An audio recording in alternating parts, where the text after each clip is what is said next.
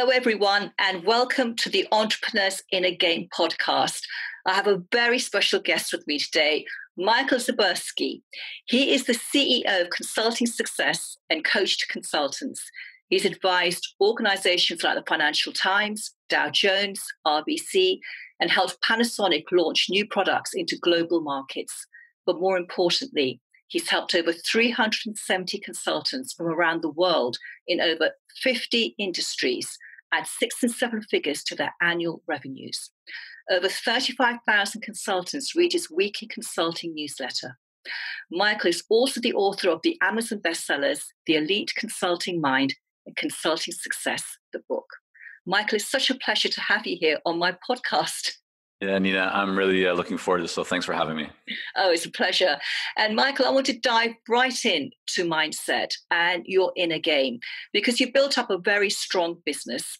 And I know you have a young family, so you have a life balance that's working for you. And this is something that so many entrepreneurs want.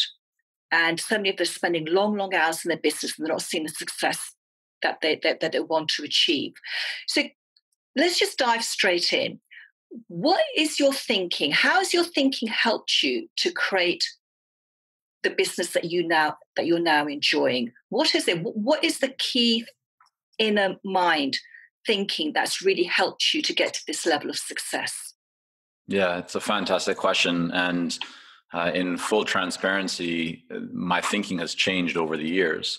If I look back to my early days, even as a child and living in different countries and having different experiences and different cultures, one thing that really served me very well early on, and probably even through some of my first businesses, is this idea of persistence. And so from just a trait or something that I don't know if I intentionally valued it, but I knew that I had it. And that was that when I made a decision, when I set my mind to something, I wouldn't stop until I got it. And that started off in the arena of sports. I was very active in many different sports and martial arts. It later kind of translated or transitioned into academics. I was not a very good student. I did not enjoy school, but in my last couple of years, I started to understand that it might be important to actually get good at studying and try and move my grades up. And so once I did that, I had to work hard to achieve success in that arena. But again, I made that decision, and then I did whatever was necessary to achieve it. And even in the early stages of our first couple of businesses, persistence was really key, because I was learning new things. I was entering into new markets, doing something that I'd never done before. And like anything in life, you're going to have ups, you're going to have downs.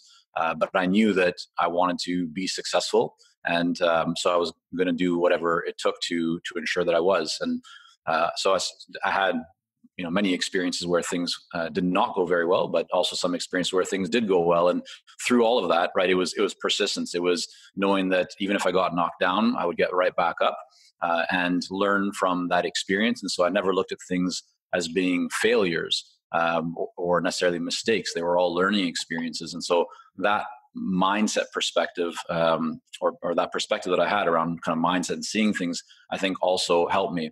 And then just to kind of cap that off, in terms of where I see things today, it's shifted, because I still believe in persistence, and I still believe that it's very important to have a clear goal and to work towards it and do whatever you need to do to achieve it.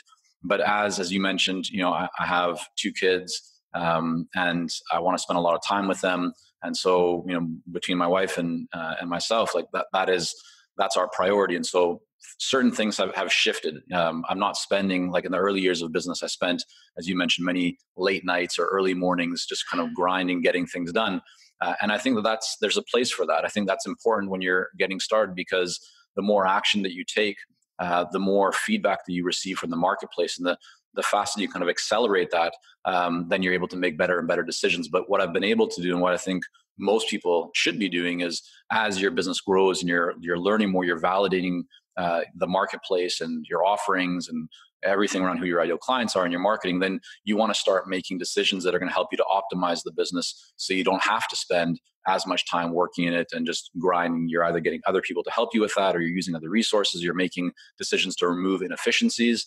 But so my mindset has really shifted, I would say, from one where persistence was the top priority to now one more of optimization and leverage. Yeah, that absolutely makes sense. I'd love to go back to persistence, because this is something which is one of the keys, isn't it, to having success. How did you stop yourself from being distracted and jumping to another strategy or chasing the next shiny object? How did you keep your focus on the goal? Yeah, that's a great question. And I did not always succeed in doing that. I remember like going back in my early days in business where I dabbled in things. There was one point where between myself and my cousin Sam, who's my business partner in many of these different businesses we've sold companies together over the years. But I remember it was 3 or 4 different companies running all at once. And my wife at that time, I don't know if she was my wife or we were just dating. I can't remember exactly. I have to kind of count back right now. But I remember very clearly that she said to me, she's like, "What are you doing? Like, why do you have so many things on the go? Why don't you just pick something and like really focus on it?"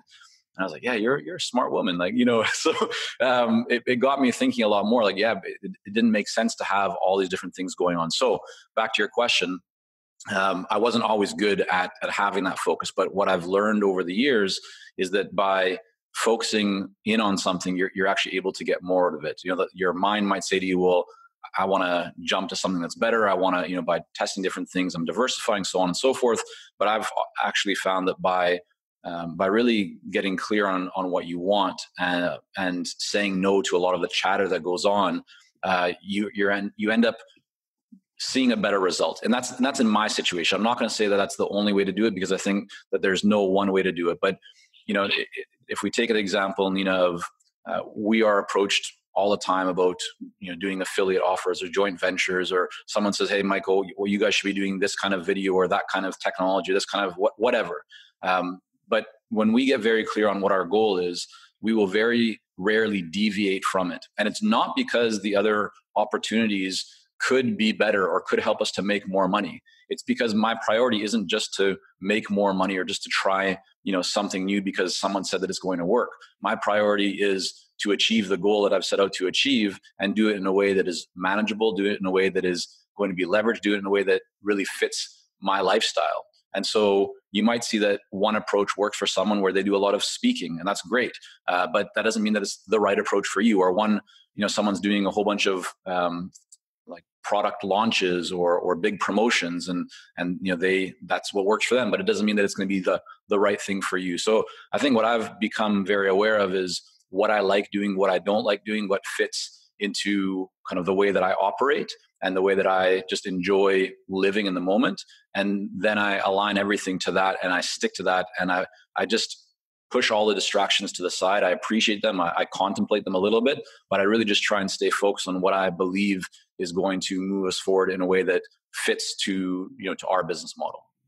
That's huge. That's absolutely huge, because having that focus and having that tunnel vision, if you like, without being inflexible, that's what really creates results. And I know that for myself, when I stopped thinking I could try everything and just thought, what's the one thing I really enjoy doing that's going to help to get, that's when things really started taking off for me. There are decisions that we make in our business life, and some of the decisions turn out to be fantastic and some of them don't. And that's the lovely thing about being in business. We don't know what result we're going to get from any activity that we carry out. So what are the key pivotal decisions that you've made in your business that have helped you to step up yourself and your business in a big way? Because it's easy to stay at the same level for a long, long time, isn't it? Yeah. And to plateau. So the biggest hands down is investing in our business and in ourselves by working with coaches and mentors. Hands down, when I look at where we really saw extraordinary levels of growth, I can trace it back to a specific situation and a specific decision. It was when we actually decided to go to make a big investment. At that time, it was a large investment for us, and we didn't know how it would work, but it was a leap of faith. And I think that you see this a lot with people. It's doesn't matter whether they're in the world of business or arts or music, movie and so forth. Every person who's playing at a high level has a coach, has a mentor, has someone that can give them not only a different perspective, but can actually show them how to get from where they are to where they want to be faster or in a more efficient and effective way. And so that hands down has been, the single, I think, decision that we've made, which is every year we're working with at least one coach, if not two or three, depending on what our goals are for that year. And I believe that because we ourselves provide coaching to consultants to help them to grow their businesses, that, how can we say that we're coaches and we help people to grow their consulting business if we're not doing that ourselves? So we always try and really live and act, based on what we think and what we say. We don't want to say things and not do it. So I think that is hands down the biggest decision that we've ever made. Yeah, I absolutely agree with you, because getting mentoring help is huge. Any tips on how to find the right mentor or coach? Because I don't know about you, but I have wasted tens of thousands of dollars on hoping the coach would be able to help me, and it's turned out that they haven't been able to help me. So I know it's not a perfect formula, but is there anything that you can share that would help us to make that decision? Yeah, that's a great question. It's something that I've thought a lot about, because over the years we've worked with a lot of different coaches. Some of those experiences have been amazing. Some of them have been less than stellar. But one thing that I have identified is that every coach that we've worked with, we've always created a positive ROI. And I think the reason why that's happened is that when we go into a relationship with a coach, we're not expecting the coach to do the work for us. We're not expecting the coach to necessarily make us successful. I believe that when you work with a coach or a mentor, that you need to put in all the work, that you need to really be fully committed to apply what that person says, to have an open mind, and that the sole responsibility of success is on us, working with that person. So we've had some situations where we worked with someone and it hasn't been like we've discovered it wasn't the best fit. It was culturally and just philosophically a difference of viewpoints or ways of operating. And I'll give you an example of that in just a moment. But even in that situation, we were still able to focus on points of value, on the positives, on something that we could take away. So maybe we went in expecting that we would be able to apply 100%, let's just call it 100% of a box, shaded in. Well, we were only able to maybe get a little corner of that box. But that one corner was still valuable, and it made the return on our investment still a positive one. So yes, we would have liked to have gotten more, but it wasn't the right situation for us. But we still were able to make it positive. Now, back to kind of what we learned in that experience and some others as well, is that I believe that when you work with a coach, not only should they have done what you want to do, meaning that they're already further along than where you are. They have unique expertise and perspectives that they can really add to get you to where you want to be a lot faster than you doing it yourself. But the other thing that I've really found to be important is cultural fit. And what I mean by that is that your values are aligned. That so we worked with one coach who they're very, very successful, right? They're well known in their industry, and clearly they have great results they've produced for clients in that area. And we learn stuff from them, and we appreciate and respect them for them, and we respect them for the success that they've had. But what we learn is that the way that they operate their business is not a way that we would want to operate our business. That while they focused on results, they were not focused on good communication. They were not responding in a timely manner. They were not providing the level of support that we felt would, for the level of investment that we were making, that we wanted to see. And so for us, we learned just that wasn't the right fit for a long-term relationship, but that was okay. We wish them the best. We still have respect for what they do, but it wasn't a fit for us. So what we learned from that also is, okay, this is a good example of how you can run a business and still be successful, but it's not something that we would want to do. And so we chose to take a lesson from that as well, that when we work with our clients, we want to provide very solid communication, very strong levels of support. It's why we only work with a small group of clients at any given time, and we essentially welcome them into the family. It's a family business. Sam's my cousin. We like to work very closely with all of our clients. That for us is our culture, and it's not going to be necessarily the right fit for everyone, but for those who are looking for that, they'll likely find a good home if it is a fit. So that's kind of how we look at it. It's making sure that someone has deep expertise in the area that you want to improve upon, that they've a proven track record of success, and then I think there's a culture and values alignment between the two of you. Yeah, that's great advice. Thank you. And that brought up a couple of things. One is you said that you and Sam, you took responsibility and you didn't expect the coach to do all the work. You knew you were there to do the work and to apply what the coach asked you to do. Yeah. So that's great because you're action takers. What about those coaches, consultants, experts out there who working with the coach is saying, this is a great strategy for you to do, but they don't take the action. Fear comes up for them, resistance comes up for them, and they, week after week, month after month, they're still not moving ahead in their business. Yeah.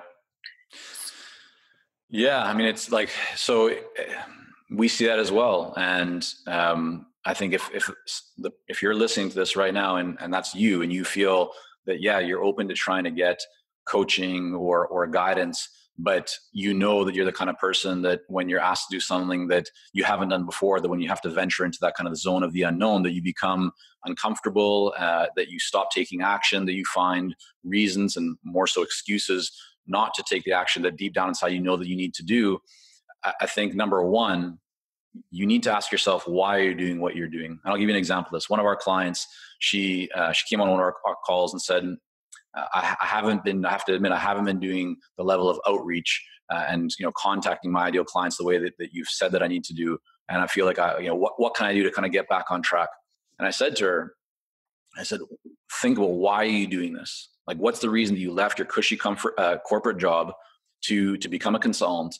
And you've had some really good success now already, but why do you want to do this? And for her, it's because she wants to spend more time with her kids. It's because she wants to have a lifestyle that is not the corporate lifestyle.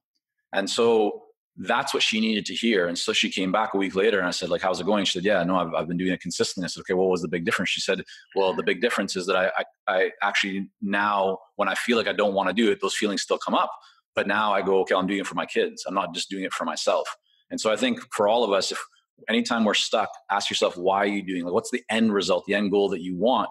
Because it's easy just to focus on the current, like where you're at right now. And then if it's just yourself, then it's easy to say, well, yeah, like I'll figure it out later. I'll put it off. But if you're doing it for someone else or something bigger, there's a bigger purpose, there's a bigger driver behind it, then hopefully that'll be enough. If it isn't, then be open, right? Be open with what you're dealing with and find a coach or find someone that can help you with that. Because I think if you're the kind of person that goes around in life always looking for reasons for something not to work, or you get pulled down by negativity, or you're just not taking action, you're not going to see the level of success that you likely want, and you won't be able to realize your potential. And that's the gift of entrepreneurship, or I think the opportunity with entrepreneurship, that you really can create whatever you want in terms of lifestyle, in terms of wealth, in terms of balance, in terms of any opportunity, and the ability to serve and make a really great impact on people. But you need to be hungry for it, because that again is what entrepreneurship is about. No one's going to tell you, like, no one's, at the end of the day, you can have lots of coaching, people can tell you what to do, but if you're not going to actually do it, then you're not going to realize that potential and see the results that you truly desire. Yeah, it's so true, because we have to take action at the end of the day. That's the only thing that brings in more clients. How do you deal with any negative self-talk about when you're stepping up and taking a new action or a bigger action than you've ever taken before? Yeah, so I've been doing a lot of assessments over the last year or so, trying to learn more about not just who I am, but how I think. And what I've identified is that I very clearly am an optimist. I always look, and when I see a situation, my mind will go right away to what is positive in the situation rather than what is negative. And I think that's partly just something that I've cultivated over the years by reading a lot and learning and having different experiences. But I think it's also something that maybe I have from I was born with, or I don't know where it comes from, but I know that that's the way that I typically kind of see things. And back to your question, can you maybe just rephrase it for me? I want to make sure that I'm absolutely. So when you're taking a new action or a bigger action you've taken before, and there's some risk attached to it, how do you stop any negative inner talk? So how do you stop that from stopping you from taking the action? How do you push past that? Yeah. Okay. Thank you for repeating that. I look at it differently now than when I did when I was, so I'm now 19 years in of building consulting businesses. If you would have asked me this question in year 1 or year 2, I would have had probably a very different answer. Because I remember in the early days when something new came up, I wouldn't necessarily be just jumping at it, or I'd maybe try and find some other way to kind of work around it. But these days, I don't see, so when I sense negativity, or there's a challenge, or there's an unknown, to me that's a sign that I'm just doing what I should be doing. I think business building, entrepreneurship is all about being comfortable with the uncomfortable. What is the uncommon is that things are known, right? The unknown is actually what's most common. So I've learned that when I'm doing something new, there's going to be some things that I need to do that I'm maybe not comfortable with, or that I haven't done before, because if I've done them before, then I'd already have the results that I wanted, and I wouldn't need to do something new. So I view, negativity, and I guess for me, it's not negative. If it's something that I'm uncomfortable doing, I'll ask myself, well, why am I uncomfortable doing this? And maybe I'm not the best person to actually do that, but then, what do I need to do? So maybe it's, okay, we have this sales initiative. Well, maybe I'm not the right person to do that. Well, is there someone else on the team that's better suited to do that? Or do we need to hire someone? Or do we need to outsource this? Or maybe this isn't the right model for us. So I'll think about what is going on, and I won't, as much as possible, allow my mindset, or just my feelings to guide, or to base my judgment. I'm really trying to look at it holistically and in totality to see what the implications are, and then make my decision. But I think, again, that when someone has those feelings coming up, welcome them, because it means that you're doing something that you likely haven't done before. And that's where growth truly happens. And that's actually one thing that I've observed over the years, Nina. I don't know if you've seen this as well, but people who typically achieve a lot of success are those that don't overthink every situation. Like they'll just start something, and they have to learn, they're going to make mistakes. But because they're taking action, they're going to make more progress than someone who just stays, in one place and thinks about it and tries to get everything just right and have the perfect plan before actually taking a step forward. Yeah, that's so true. When we try to analyze everything, we try and fix everything, make sure everything is perfect before we do it. We just don't take action, because we can talk ourselves out of absolutely anything. And this is one of the biggest things I've found with my clients. They're scared of getting it wrong, making a mistake. But as you said, it's all growth, it's all learning. Yeah. And this is our greatest points of growth are when we do something which doesn't work out, because then we can reassess it. And stretching our comfort zone is why we're here. Not just in business, but in life. This is what it's all about. And it's like a big game that we can play and really enjoy it. When you do suffer setbacks, because obviously everyone does in their business, how do you deal with that? How do you stop it from, setting you back for weeks or months? How do you overcome that? So I think I don't let it keep me down for very long, and I think it depends on what the setback is. We've tried to kind of structure our business so that we don't have big setbacks. We might have a day or a week or a couple of weeks where things are a little bit more challenging, or we're not hitting the targets that we've identified. But here's what I have learned is that entrepreneurs tend to judge their results on in too short of a time span. They'll look at what's happening today or this week and start making decisions or getting all panicked, like, oh, maybe I'm not doing the right thing. But what I've observed is that what you do today is not what actually creates tomorrow. What you do today creates the results that you see in 3 to 6 months from now, or even beyond that. So I think that's why it's so important to just consistently be doing the work, doing the right things, because you're planting seeds. And as time goes on, those seeds will really start to bear, beautiful fruit, and you'll be well on your way. But yeah, I think I don't let anything get to a stage where I'm hunkering down, like putting myself in the corner, or putting like a shell around me. There's ups and downs every day. I think the typical mindset and what's the conversation going on in the mind of an entrepreneur every day has ups and downs. There's, you're very high and excited one moment from a client success or a project win or whatever it might be, and then the next, maybe the next 5 minutes down the road, you're like, oh, well, what about this? Or you get one email from a client and just completely derails you, or you check your email, when you get home, and all of a sudden there's some bad news, and now it affects how you interact with your family. There's just things like that happen all the time.